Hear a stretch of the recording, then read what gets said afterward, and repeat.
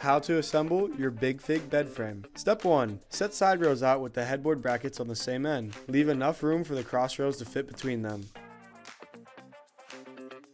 Step 2. Insert the glides into the plastic sockets. Step 3.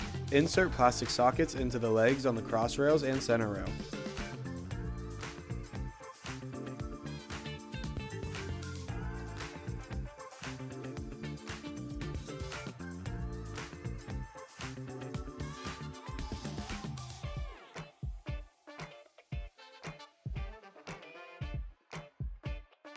Step 4. Slide the leg covers on the side rails over the inner legs on the cross rails.